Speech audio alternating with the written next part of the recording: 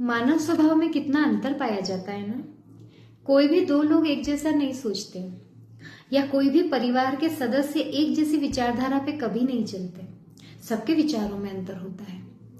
हाँ, ये हो सकता है कि आपसी सामंजस्य के साथ में किसी एक विषय पर गंभीरता से चर्चा करते हुए एक निर्णय मिल जाए, एक मत हो जाए। और हमारा समाज तो अनन्य मतों का समादिष्ट यूनिट माना गया है। कितने सारे मत है भाई, लेकिन विचारधारा एक ही है।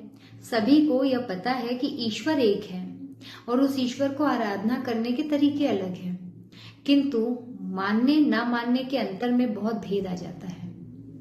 और वही भेद हमें इंसान बनाता है, मानव बनाता है। मानव से दानव बनने में बस उसी भेद को मिटा दिया जाता है कि जो हूं वो मैं हूं। ये सारे भाव उत्पन्न क्यों होते हैं? ये सारे भाव उत्पन्न होने का एक ही कारण है, क्योंकि हमारे स्वभाव भिन्न है, हमारे विचार भिन्न है, हमारे जन्म का समय अलग अलग है, हमारे सोचने की क्षमता अलग अलग है, किसी को देखने का नजरिया अलग अलग है। बस इसी अंतर को मूलांक और भाग्यांक के आधार पर अगर तोलकर देख लिया जाए तो व्यक्ति का स्वभाव थोड़ा बहुत परिचित हो जाता है। ऐसा ही परिचय हमने पिछली वीडियो में दिया था 1 नंबर के जो मूलांक के लोग हैं उनके बारे में। आज हम बात करेंगे 2 मूलांक के जातकों की। 2 नंबर के जो मूलांक के जातक होते हैं उनकी डेट ऑफ बर्थ होती है 2, 11, 20 और 29।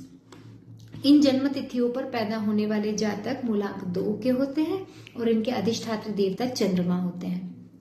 1 और 2 में यही अंतर है। 1 सूर्य को गवर्न करता है और 2 नंबर जो है वो मून को गवर्न करता है। यानी सूर्य को राजा माना जाता है तो चंद्रमा को रानी। रानी इसलिए कहा जाता है क्योंकि ये फेमिनाइन एनर्जी को लेकर चलती है। चंद्रमा से उत्पन्न होने वाले जो जातक है वो बहुत संतुलन के साथ में सप्लायर बन जाते हैं। यानी जिस प्रकार माँ पूरे परिवार को एक जैसा आहार, विचार, व्यवहार देने का प्रयास करती है, उसी प्रकार चंद्रमा भी करता है। चंद्रमा अपनी ऊर्जा कहाँ से लेता है? चंद्रमा अपनी ऊर्जा सूर्य से लेता है। इसीलिए इस आधार पर यह कहा जाता है कि जो व्यक्ति, वो स्त्री हो या पुरुष, घर में संतुलन व्यवस्था बनाने का कार्य करता है, ऊपर से आने वाले विचार को नीचे तक परिप्रेक्ष्य में लाते हुए, यानी उस विचार को उस व्यक्ति तक कैसे पहुंचाना है यह जानते हुए जब कार्य करता है तो वह चंद्रमा को धारण करता है। अर्थ यह हुआ कि हमारे घर में कोई न कोई चंद्रमा जरूर होता है। वह स्त्री हो या पुरुष, यह महत्वपूर्ण नहीं होता।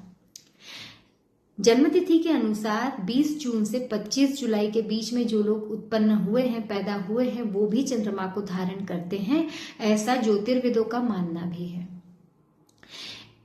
इन जातकों में स्त्री गुणों की प्रधानता होती है। अब स्त्री का गुण क्या हुआ?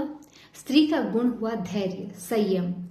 लेकिन ऐसा देखा गया है कि जो 29 नंबर के लोग हैं या 11 नंबर के लोग हैं उनमें इसकी कमी पाई गई है, क्योंकि इनमें किसी और प्लेनेटरी ग्रह का अपना स्वभाव आ जाता है।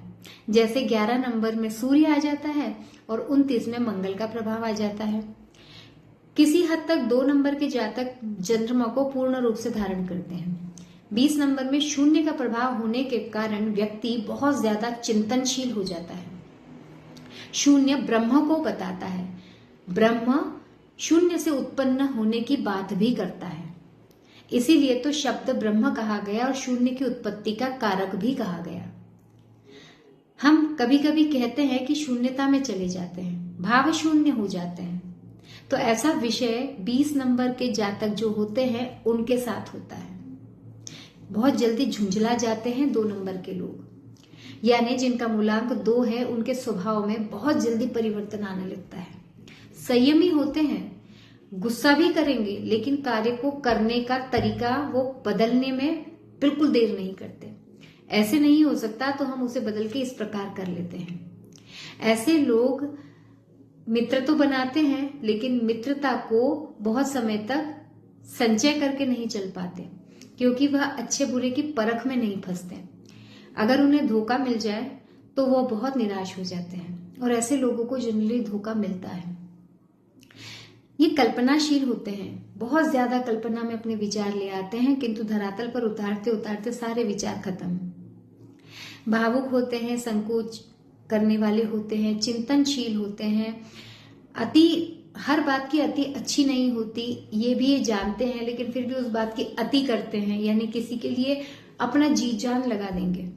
और फिर बाद में जब आपको निर्णयात्मक रूप से वहां से कुछ और बातें सुनने को मिलती है तो हम ये भी कह देते हैं कि मैंने तो पूरा किया अपनी ओर से, वहीं से मुझे जो है रिस्पॉन्स अच्छा नहीं मिला। ऐसे लोग इच्छा शक्ति को प्रबल बनाए रखने में भी सक्षम नहीं होते, बहुत समय तक अच्छा नहीं सोच पाते, एकदम से टल हो जाते हैं। जीवन में उतार चढ़ाव इनके बहुत आते हैं, बहुत ज्यादा। एक लोकोक्ति है, साफ कहना सुखी रहना, बस यही ये अंतर में आ जाते हैं। जो 1 नंबर के जातक होते हैं वो बिल्कुल स्पष्ट वक्ता होते हैं, और 2 नंबर के जातक उसी विषय को डिप्लोमेटिक तरीके से बोलते हैं। उनका बोलने का तरीका ही अलग होगा, वो विषय को घुमा के ही बोलेंगे, बात को पूरा टटोल के फिर बोलेंगे, पर बोलते बोलते वो विषय से भटक जाते हैं। इनको एक और चीज है, मोह बहुत ज्यादा होता है, प्रत्येक चीज से, प्रत्येक रिश्ते में मोह में पड़ जाते हैं। और अगर हम वास्तु के दृष्टिकोण से देखें तो इनकी दिशा हुई उत्तर, उत्तर पूर्व और उत्तर पश्चिम। 2 नंबर के जातकों में राष्ट्रपिता महात्मा गांधी का नाम सर्वप्रथम आता है। अब देखिए ना, उन्होंने भी अपने जीवन में कितना संघर्ष किया, एक निर्णय को लेकर चलते रहे कि राष्ट्र को स्वतंत्र करना है, किंतु उन्हें कितना विरोध भी झेलना पड़ा, और साथ में उन्हें कितनी